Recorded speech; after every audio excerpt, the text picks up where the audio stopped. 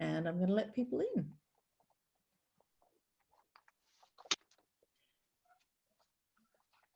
Hello to the people who are arriving and welcome to Avid Reader. Just going to take a couple of minutes to allow people to arrive and enter the Zoom room. Imagine, if you will, that it's quite a balmy Queensland night. It actually feels a bit like the beginning of spring, believe it or not, if anyone is not in Queensland. It's quite a pleasant evening, and just imagine it's a pre-COVID or non-COVID parallel dimension where we are all huddling together on the back deck with a glass of wine in our hands and enjoying the incredibly pleasant weather that we're experiencing. And with that little vision of how we are all snuggling without any distancing tonight, please feel free to sit back, grab yourself a glass of your own wine and prepare for a fascinating conversation that we're about to host tonight. So I'm going to start by acknowledging the traditional owners of the land on which we're currently broadcasting from. In this area, it's the Yagara and the Turrbal people. I'd like to pay my respects to their elders, past, present and emerging. And I'd also like to acknowledge that because of the Zoom universe, we are zooming out to the lands of Aboriginal peoples all over Australia. And I would like to pay my respects to elders past, present and emerging of all of the lands that we're zooming out to. This always was and always will be Aboriginal land, and sovereignty was never ceded. Now, before I hand you over to our speakers this evening, I'd like to reiterate some of the information that I mentioned in the email that you were sent earlier. You've all been automatically placed on mute and will remain so throughout the evening, but I will be unmuting people at the end of the evening so you can join me in thanking our speakers with a clap. So Paddy is keen to answer your questions as well. So towards the end, or when you think, as you think of them during the event, please feel free to put them in the chat box and to send them straight away to me. They'll come directly to me, and then I will be able to ask the questions at the end of the evening. Now, the chat function is down the bottom of your screen if you're not a regular Zoom user, and I'm about to send you the link to the book in the chat function so you can see where that is right now. So as I mentioned in the email, there's also a special deal for people who have arrived to watch this event tonight. There's 10% off if you go onto our online checkout and use the word event, E-V-E-N-T. And that's not just for the book Body Count, which we are talking about tonight, but for any of the books that you put into your cart tonight, but led, of course, by Paddy's book. We do encourage people to go on there and to purchase books. But despite that, if you happen to be Zooming in from Melbourne, I'd like to just do a shout out to the Melbourne bookshops. They're doing it really tough at the moment. So we do encourage you for this, for while they're in extra lockdown, if you purchase your books from your local Melbourne bookshop, we would really appreciate that, and they would appreciate that too. So thank you for doing that for us. So now I'd like to introduce you to our guests tonight. Paddy Manning is a contributing editor for in politics for the monthly magazine and author of 4 books, including Inside the Greens and Born to Rule, the authorised biography of Malcolm Turnbull. Over a 20-year career in journalism, he has worked for the ABC, Crikey, Sydney Morning Herald, The Age, the AFR, The Australian, and was founding editor and publisher of Ethical Investor magazine. In conversation with Paddy tonight is the Honourable Chris Bowen MP. Chris entered Parliament in 2004 and has held a wide range of portfolios, including serving as Treasurer, Minister for Human Services, Minister for Immigration, Minister for Financial Services, Assistant Treasurer, Minister for Competition Policy, Minister for Small Business and Minister for Tertiary Education. Chris has been responsible for a range of significant policy reform programs in these portfolios. He served as interim leader of the Labor Party and acting leader of the opposition following the 2013 federal election and served as shadow treasurer. He is now the Shadow Minister for Health. Chris served on Fairfield Council for 9 years and was a former mayor of Fairfield Council and former president of the Western Sydney Regional Organisation of Councils. He has a Bachelor in Economics, a Master's degree in International Relations and a Diploma in Modern Languages. So I'd like to hand over to the Honourable Chris Bowen and to Paddy Manning. Hello, Chris. Hello, Paddy.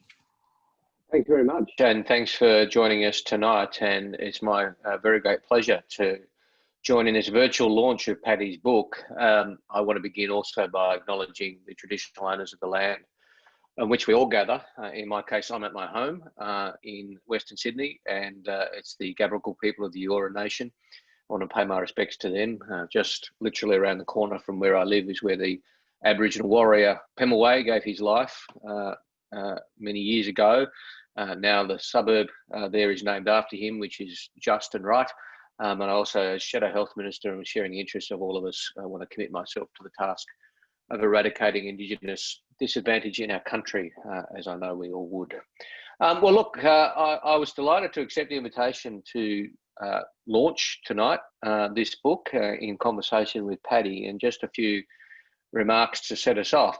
This is a very important book, I think. I've read a number of books about the health impacts of climate change now, and Paddy's is certainly the most readable and certainly amongst the most important of them, I think, and certainly in an Australian context. And I think it's a very important contribution and one that I'd certainly recommend to you to get your hands on tonight if you can, and to read and to digest, because it is an important contribution in one of the areas of the debate I don't think really gets as much attention as it should in Australian political debate. Climate change certainly does, and in the broad term, but the health implications of climate change do not. And this is something which has certainly grabbed my attention in my time as Shadow Health Minister. It took me, a little while when I came into the portfolio, a bit more than 12 months ago, to turn my mind to it. But as I did, I found the case very compelling, that we needed to do much more in relation to the health impacts of climate change.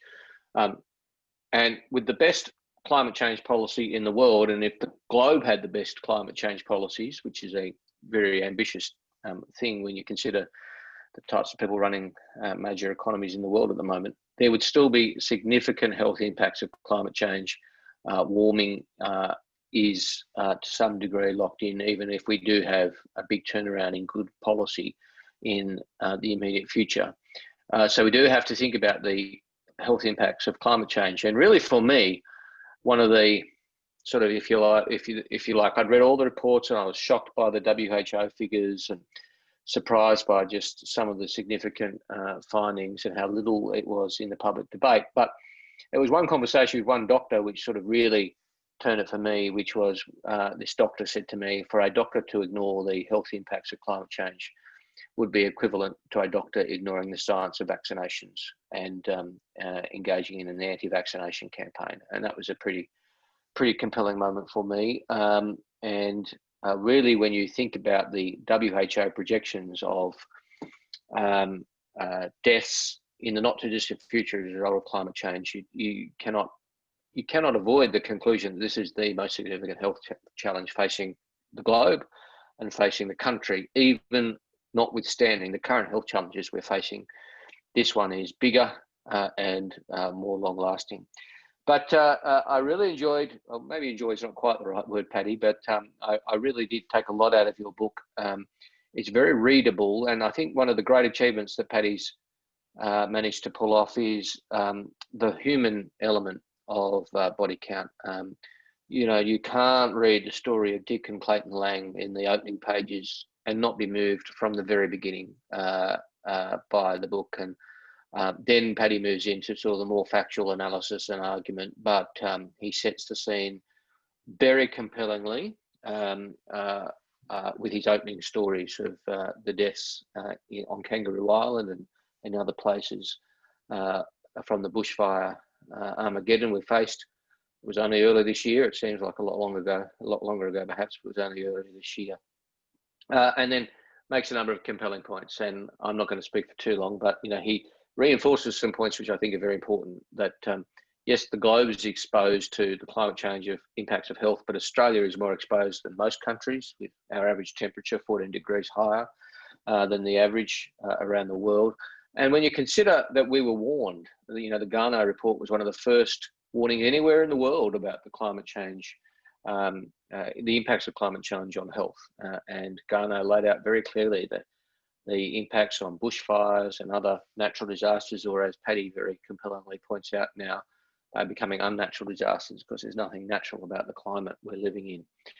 So these are very compelling points that he has made. So I do very much recommend Body Count, another of a long line of great books from Paddy, and I'm delighted to join him in launching tonight. So I'm just going to, Paddy and I are going to have a conversation and talk through some of the issues. So I might just kick off by asking Paddy, why?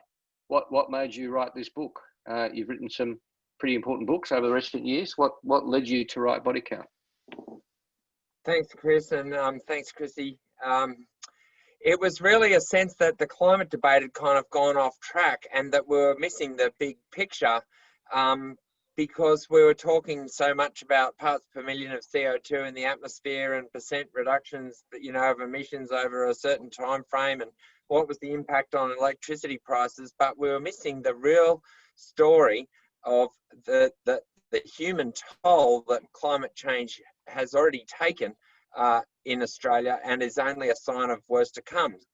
So it seems to me that whenever there's a natural disaster or unnatural disaster, it's somehow seen as political or opportunistic to start talking about climate change, and then very often the science takes years to come in to attribute an event, to a degree to global warming. And so the conversation is never had. And the victims themselves are not sure whether the death of their loved one was, related to global warming or not. And so there's a kind of fog of confusion, I think, that surrounds this very real question about whether climate change is not just a problem for the natural environment or a problem for future generations, but is actually killing Australians right now. And, you do see estimates that by the World Health Organization, for example, that, there will take 250,000 lives a year due to warming, whether it's malaria or malnutrition or diarrhea or heat stress, the rising incidence of these problems from, soon, like the end of this decade.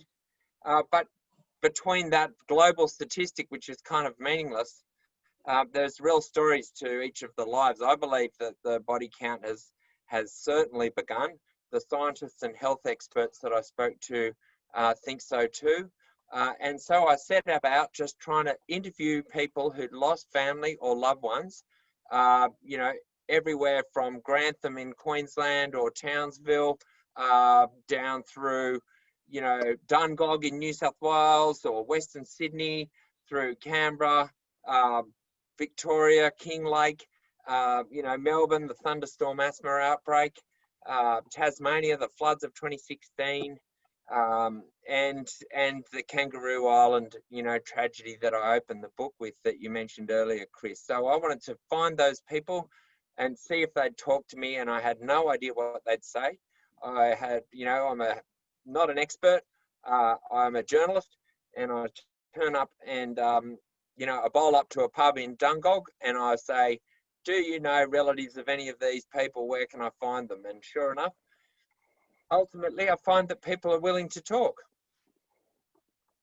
Yeah, well, and you managed to convince enough to talk to get a compelling story up. That 250,000 a year figure, you're right to say at one level it's meaningless, but on another level it's a compelling figure. And I have to confess, I've used it in a few speeches, and every time I use it, I double check before I use it to say, have I got that right? 250,000 people a year will die as a result of the health impacts of climate change in the not too distant future. When I first read it, I wrote it down, and then I went back to put it in a speech a few weeks later, and I thought, I must have had that wrong. I must have misread that. It must be 250,000 in total. It couldn't be 250,000 people each and every year, but it is. I'm sorry to say. That is the correct figure, the WHO's estimate. And that's really why I say this is a bigger health challenge than the current pandemic in the medium term. Paddy, do you think there's any sort of, I mean, having been through it now, written the book, I'll ask you a two-part question. Are you an optimist or a pessimist about change when it comes to the climate change impacts of health? And do you think the current pandemic changes it? And I'll sort of maybe cheat a bit by giving you a little hint to my view. I think if there's any silver lining in the current pandemic, it is that it makes it easier for us to mount the case about various aspects of health, whether it be the social inequalities of health or the importance of a robust public health system, or to put this in context and say, yes, this has been terrible, 750,000 people have died, but 250,000 people will die every single year unless we get some policy action here. What's your view about how we're placed, both, I guess, around the world and in the Australian discussion? Thanks. Yeah, well, the interesting thing is this book got delayed by the pandemic, so it was supposed to come out earlier this year, and then it got serious, with the lockdowns here in the first wave, and we decided to put it back. And in that time, I got a chance to research the links between global warming and the current pandemic. And surprisingly enough, there are connections, and it's not a simple one causes the other by, that warming causes pandemics, but there is a relationship. And the way I kind of boiled it down in my head was that, the same things that are causing global warming are also causing this rising incidence of pandemics that we've seen in the last 30 years, starting, sort of around, the first big one was AIDS, HIV/AIDS, and in the 80s, and then we've seen a string of them, SARS, MERS, Hendra here in Australia, especially in particular, according to the science that I read, 2/3 of these pandemics are caused by, or these emerging infectious diseases, I should say, just to be a little bit more precise, are caused by a result of zoonoses.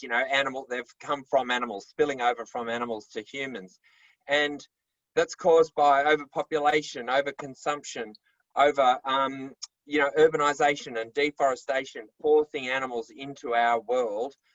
And they bring with them infections. It's the natural environment has a disease regulation role, I learned. So I'm researching all this, and that's why, in some ways, you get this sense that the pandemic is a moment for reflection about, because a lot of the solutions to the pandemic are also solutions to global warming.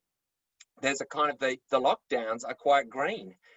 In some ways, and so it's not just the case. I mean, you mentioned that we've learned, the populist leaders like Donald Trump, Boris Johnson, have sort of been exposed by the pandemic, and so we're learning again that we do need to trust the experts, not the demagogues.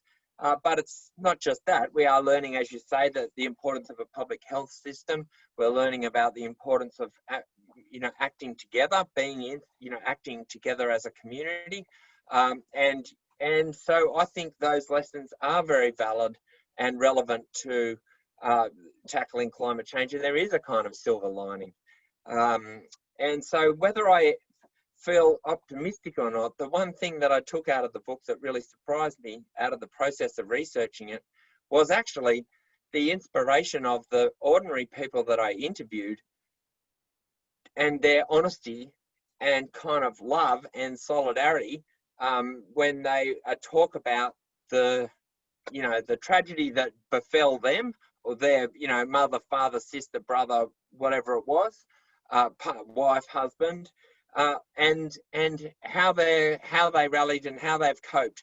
And I actually didn't expect this, Chris, but I found myself inspired and kind of comforted in a way that whatever this global warming has got, coming down the pipeline for us and our kids, Australians are do rally together in a crisis.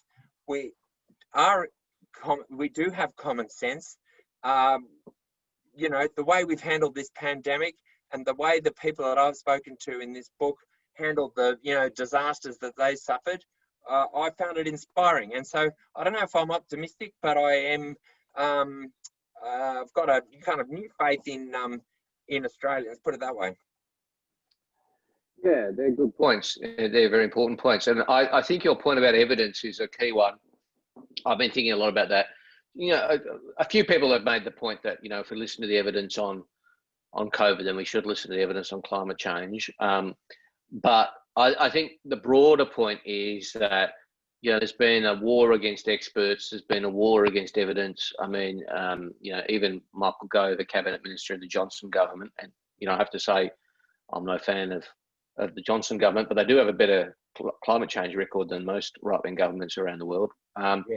But even Michael Gove said, "Oh, I think we're all over experts." Well, I think this does bring the role of evidence and experts back in to a more respected place in the political debate, and I think that can only be a good thing.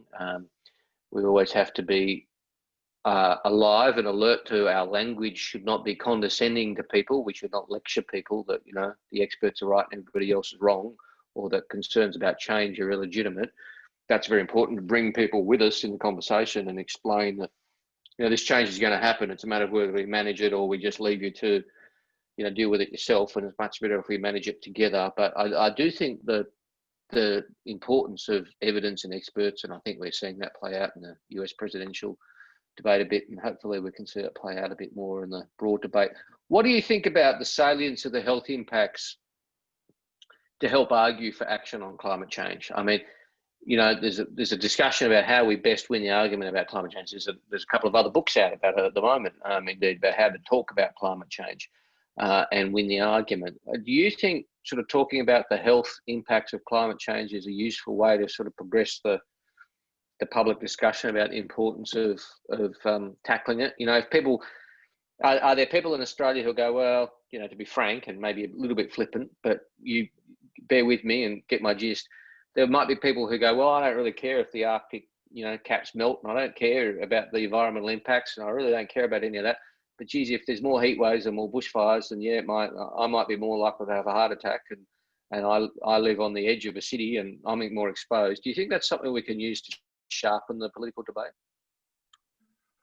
Well, yes, and I think that's because, you know, one of the conclusions I kind of reached was that it's not climate change killing us, actually, it's ignorance. And it's because we're not managing the risks. And so the reason we're not managing the risks is because we've had this kind of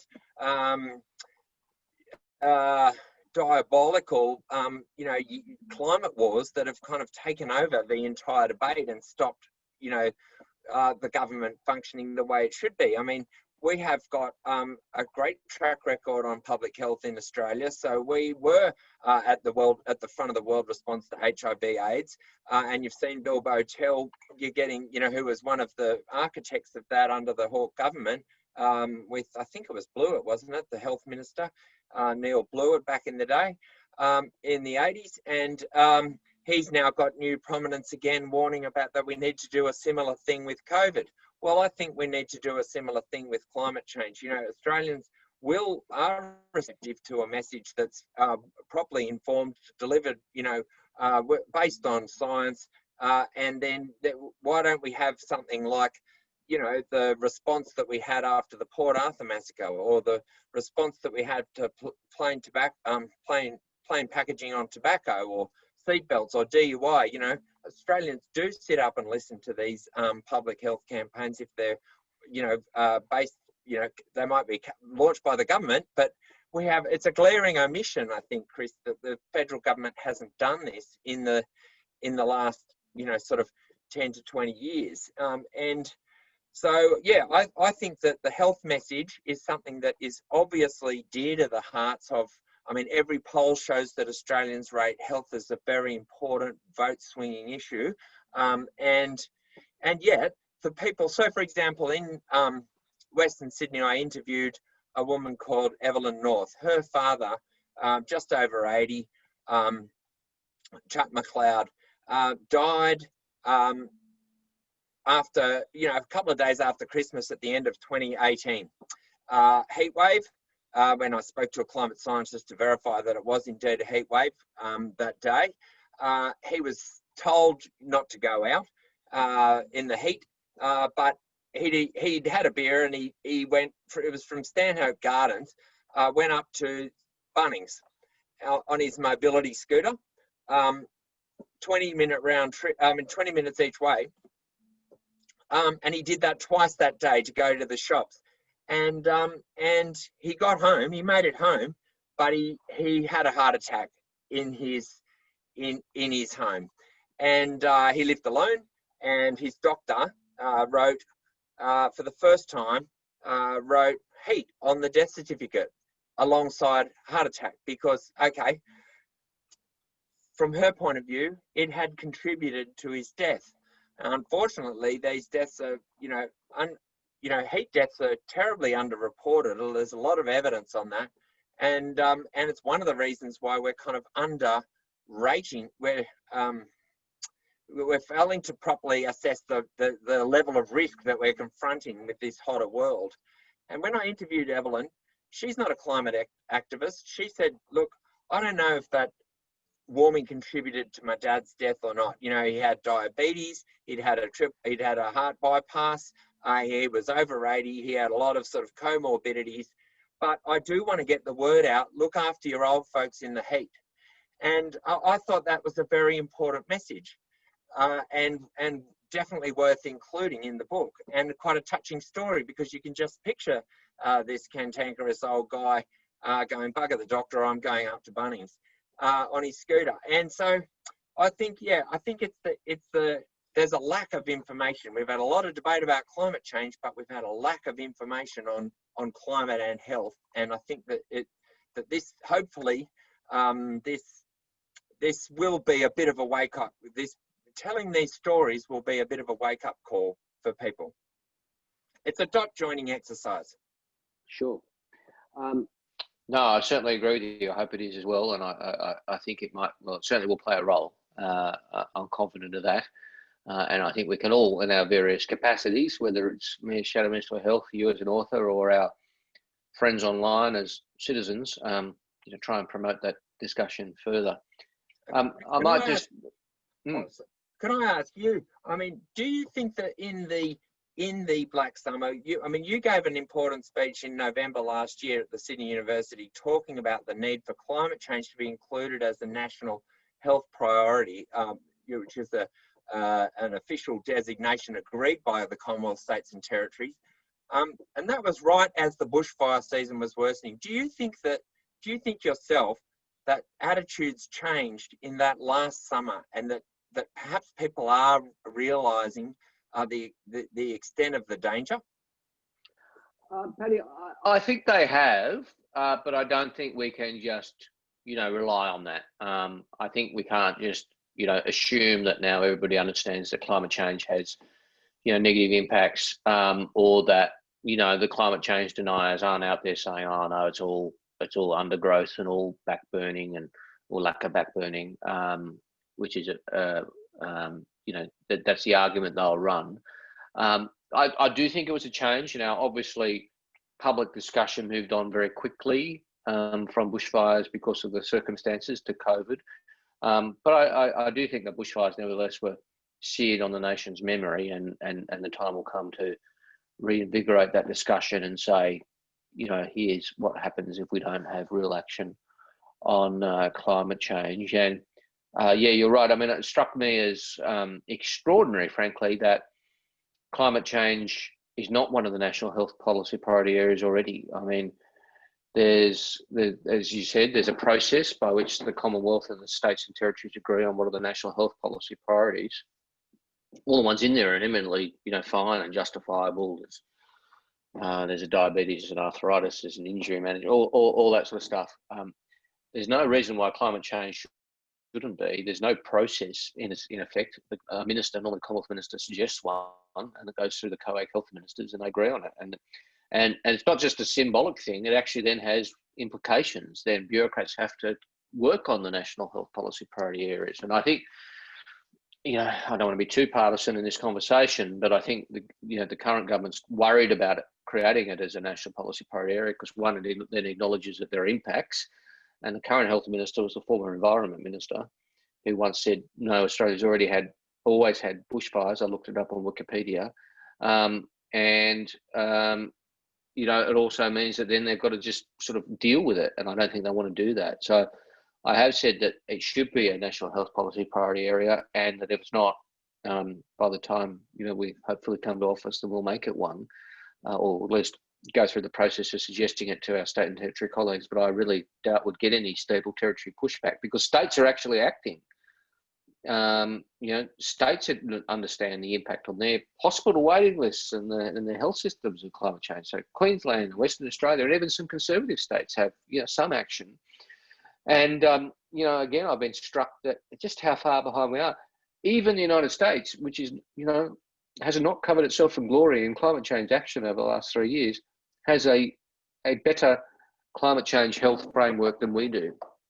Now, it's led by their CDC, and, there's all sorts of institutional reasons why that's the case. But the fact of the matter is that we are really behind the game. I mean, Europe's ahead of us, the United States ahead of us. Basically, any comparable country has a more advanced and developed climate change and health process and architecture. I mean, there are bodies in some jurisdictions which are devoted to this, institutions, government institutions, which are dedicated to thinking about the health impacts of climate change and what to do about it, and how to prepare, and how to ameliorate, and how to save lives, frankly. I've just got here up on the screen next to me a copy of the Queensland Health and Wellbeing Climate Action Plan.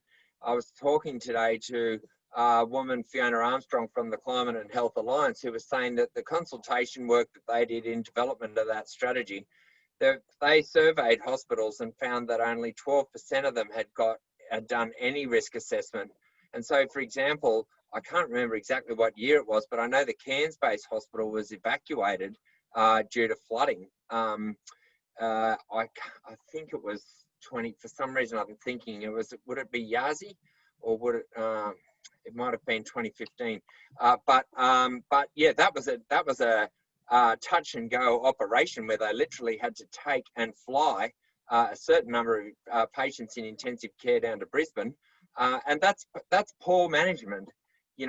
Building hospitals, in the wake of, storm surge is not a good idea, I suppose. But if you haven't even done the risk assessment, you've got, obviously you can't address the problem.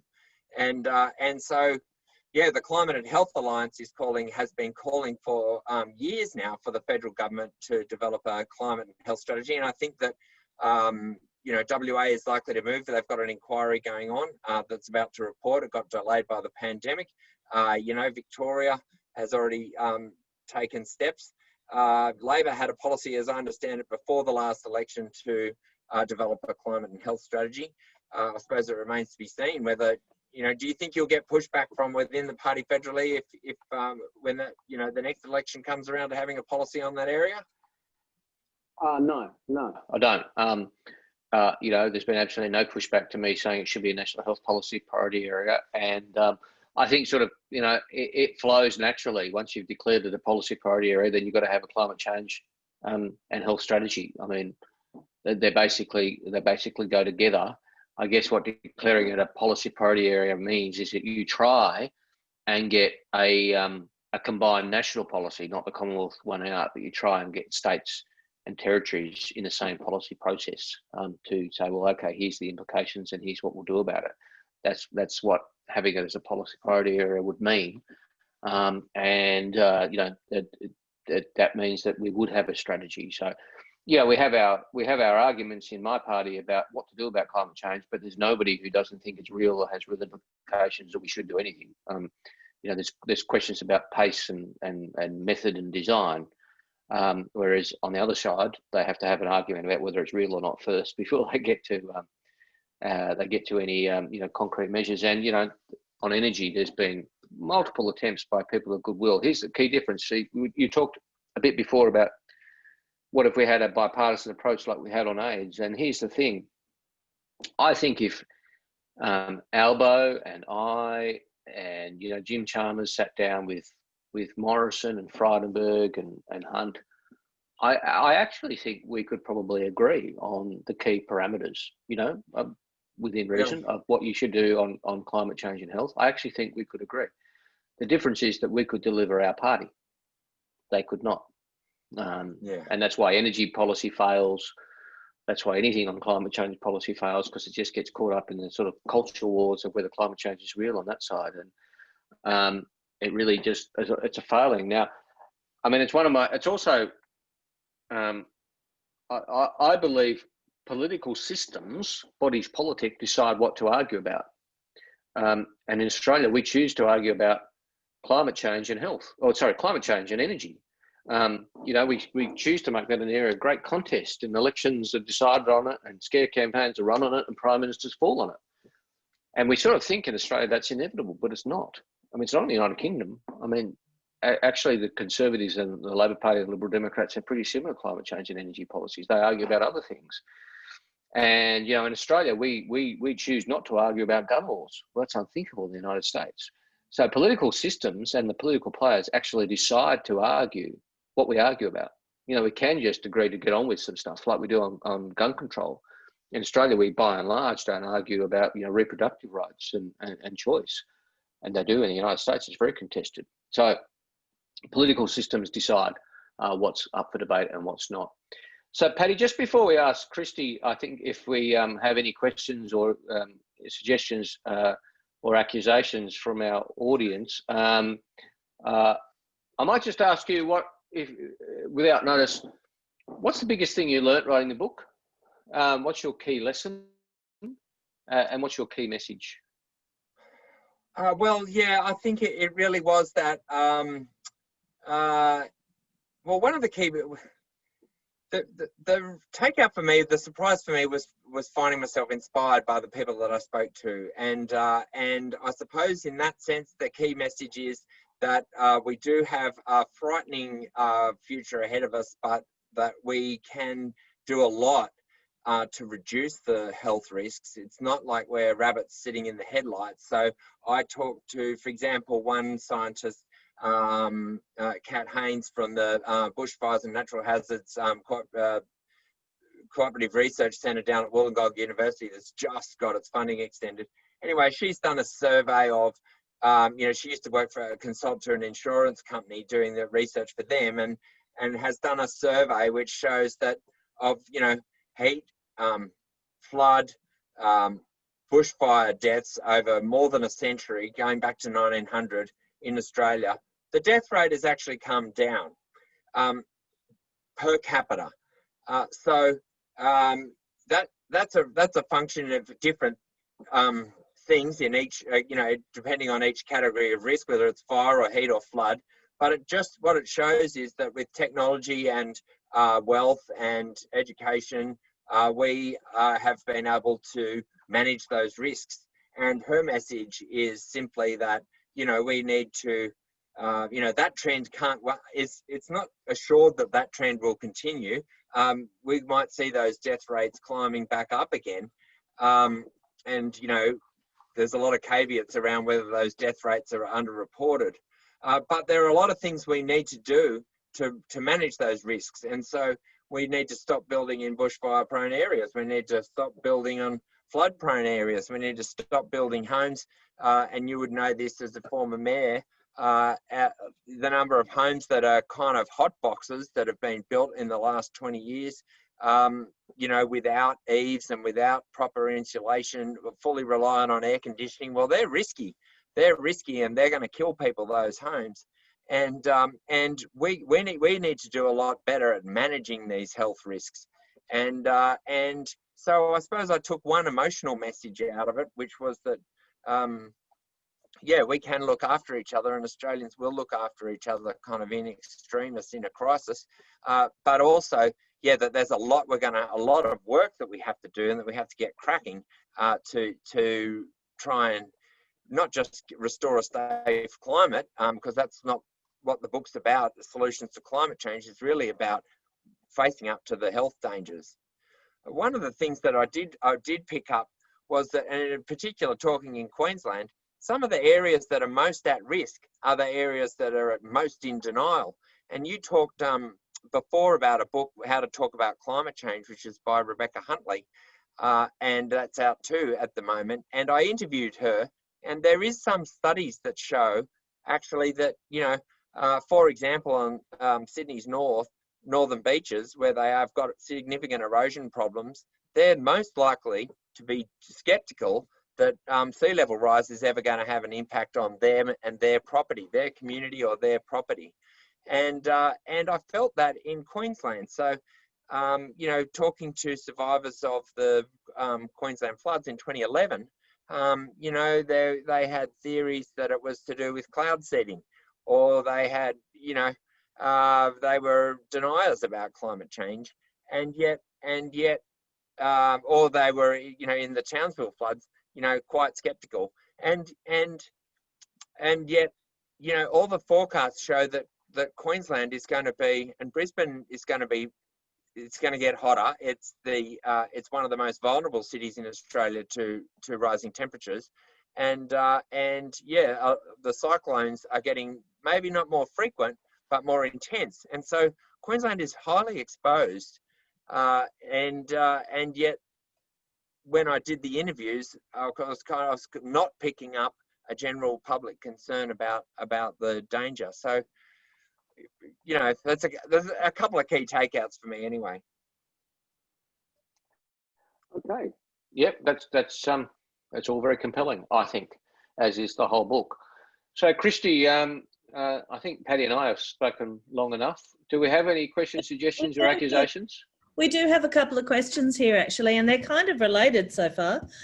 So one of them is we can't. People say that we can't address climate change because of the economy. They've said that in the past, but the pandemic might have changed our opinion on that, because we've realised that we can actually make big changes to the economy quite quickly when we absolutely need to. And do you think that the pandemic will have changed our relationship to acting on climate change? I'm not sure if that's a question for me or Paddy or both of us, but I'll have a crack and then Paddy can have a crack. Is that all right? How's yeah. that? Yeah, I think that's a very good question and a key point. I think one of the lessons out of the pandemic, we're still in it, but you know, one of the lessons, I don't use the word learnings, I prefer lessons, out of the pandemic is, you're right, that things do not need to be in the too hard basket.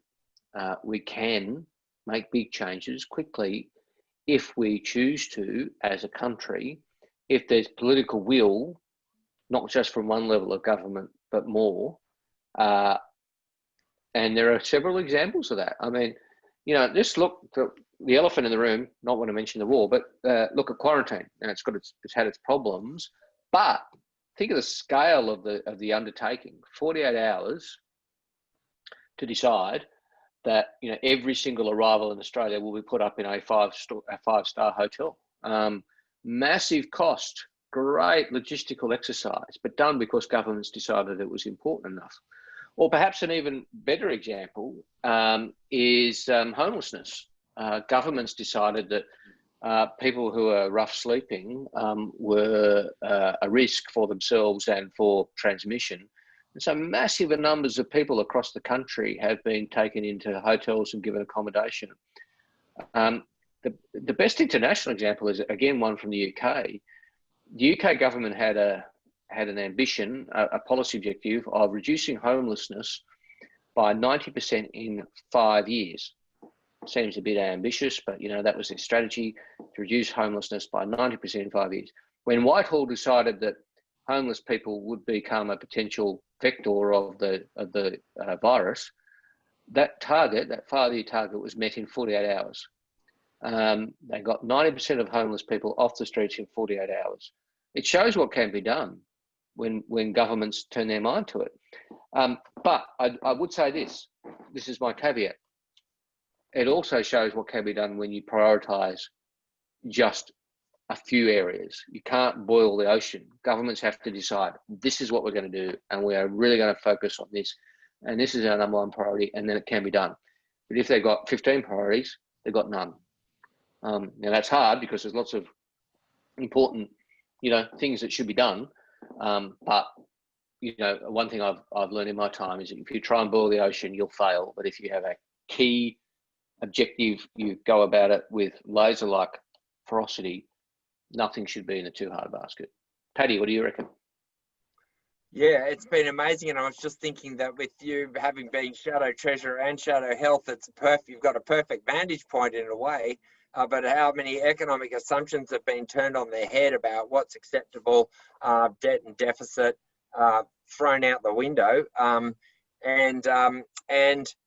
all the surveys showing that Australians completely support the government focusing on keeping the health first, economy second, which I think, Chris, is something that you have said since almost the very beginning of this pandemic, and which for a while was contentious. For a while, there was an attempt, it seemed to me, to drive a kind of maybe in conservative media to kind of paint the opposition and the government into different corners on that. And yet that is very clearly what Australia's population wants. They want governments to put health first and economy second. And if the economy takes a hit because we're trying to keep Australians safe, well, we only have to look overseas to see what the alternative is, whether it's in the States or Italy,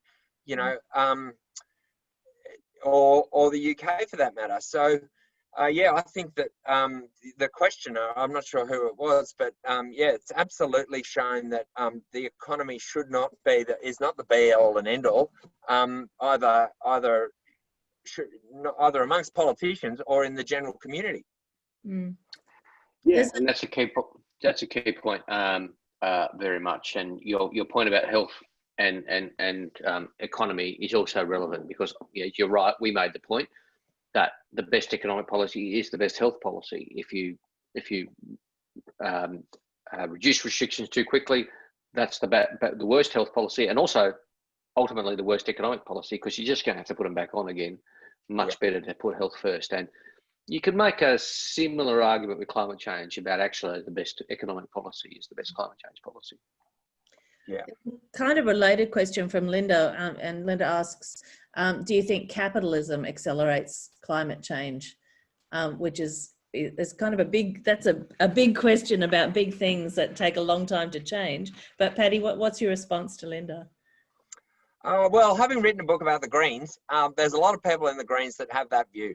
I must admit, I'm not sure. If you look at the environmental track record of the USSR, it wasn't that great either.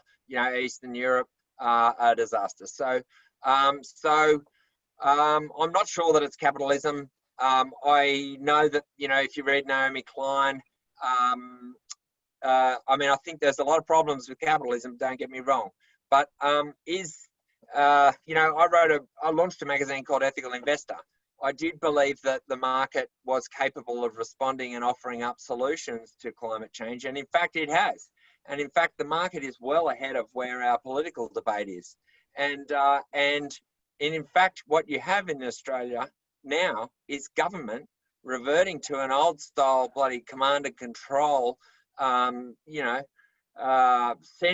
kind of philosophy of trying to pick winners in the energy market so that they can prop up fossil fuels. I mean, it's quite remarkable. So what we have at the moment is kind of the opposite of a kind of free, in the energy sector I'm talking about, and I used to write about the energy sector, we've got the opposite of a capitalist system going on here. We've got the conservative political parties reaching more and more for state control to subsidise fossil fuels rather than letting the market respond. No private investor would take the risks that governments at the moment seem to be taking, whether it's health or economic risks on climate change. The risks we're facing are so I suppose it's a roundabout answer to your question.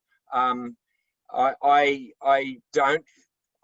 think it is possible to have a market-based response to climate change. And Chris? I agree. I actually think this is one area where by and large, corporate Australia is in front of political Australia. I mean, you've actually got fossil fuel companies who have a better climate change policy than the nation at the moment. I mean, let's just think about that for a moment. It's a statement of fact. So yeah, I think that business worked it out quite a while ago. Probably, to be fair, insurance companies were the first ones there because they're the ones who pay for the damage. They were there 10 years ago. The rest of corporate Australia took longer to catch up, but by and large, they're there. We've got just 10 minutes left here, so I'll just ask a question quickly from Dr. Marianne Cannon, who has asked, Chris, we have a problem with the media, especially in Queensland, where News Limited dominates, and Clive Palmer, Adani and others have spent many dollars to scare folk in the north, re job security. How do we get around this? Folk are scared and misinformed the further you go north, I suspect. So yeah, I've thought about that a lot too. It comes down to this, in my view, the best I can come up with anyway, is that the first thing, as I referred to briefly before, we shouldn't lecture people that they're wrong or that their concerns are illegitimate. We should hear people's pain. I mean, if you live in some parts of regional Queensland, you have every right to be concerned about your economic future. I mean, you have every right to be concerned that your kids aren't going to get a job where you live and will have to move away from you. You have every right to think that if you lose your job, you know, not in your 50s, but in your 40s or in your 30s, that you won't get another one. They are legitimate concerns and we shouldn't dismiss them. We should hear that message, but we should say to people who have that concern, we hear you. Climate change is real and climate change is not going to take your job away. It's going to happen anyway. But we have to not just treat you as an afterthought. See, I'm not a big fan of the term just transition. It's a term that's out there, which means that, you know, we'll transition to a renewable economy in a just fashion. I understand that the sentiment which drives that concern or that term, but I'm not a fan of it because it sort of implies to me that the people whose jobs are affected are an afterthought. They're not an afterthought. We have to make them the centre of the conversation in many respects to bring them with us in that conversation. I think of it again from my side of politics in the Hawke-Keating sort of mould. Hawke and Keating didn't say things were too hard, you know, it's all too tough. They engineered a compact. They said to the Australian people, including people who are going to lose their jobs, the world is changing. Our national income is plummeting. We have to change.